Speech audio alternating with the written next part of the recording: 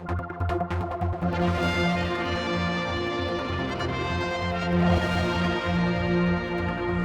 we're down at Hango Hill, and of course a very important day is the 2nd of January, and even more so, Mark, because it's the 350th anniversary of this event you're covering today for the death of Illiam Dhone.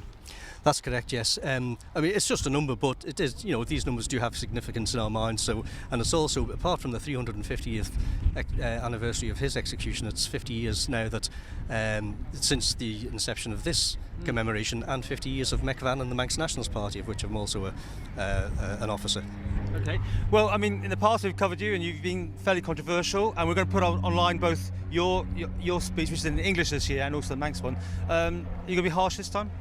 I don't go out to savage people for the sake of it. Everybody has their points of view and agendas, etc., etc.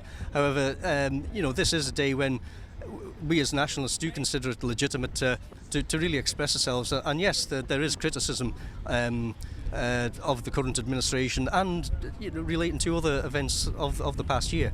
Okay, well, as I said, you can see this online at MTTV. What did you make to the book that came out this year about the man himself? I have to be absolutely honest and say I've only read the conclusion part. But having said that, I've never seen the fact that he could not be interpreted as committing treason so succinctly put. So I apologise in advance to Jennifer not having read the whole thing, but certainly the conclusions part, which is for the likes of us the real bones of the matter. Although she doesn't come down hard, yes, oh yeah, Illiam Dhone, good man. Yeah. The fact that he did not commit any treason is very succinctly put. Well, this event today, as you said, has been gathering momentum. Each time I've been to it, it's gathered more support. And do you think this is the way the Isle of Man is going to go? There's going to be more calls for independence? I would certainly hope so. We've had quite a lot of people criticising the UK's activities in terms of the reciprocal health agreement and whatnot.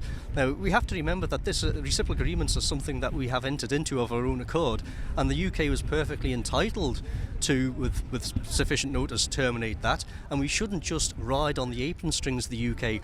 We've had now 10 years of unprecedented growth, which we knew was going to come to the end. The Celtic Tiger of Ireland, this was all on the slate. It was going to happen, and we've become too easy in our attitudes towards economic security. Similar with the VAT agreement, you can't actually blame the UK when its own coffers are getting depleted for saying, well, when the Isle of Man was just a big farm, it didn't matter if there was a bit of VAT overpaid to him. It's a different matter now. We're talking millions of pounds. So I'm not actually going to have to go with the UK about that one. Okay, but do you see us ever in your lifetime being an independent country?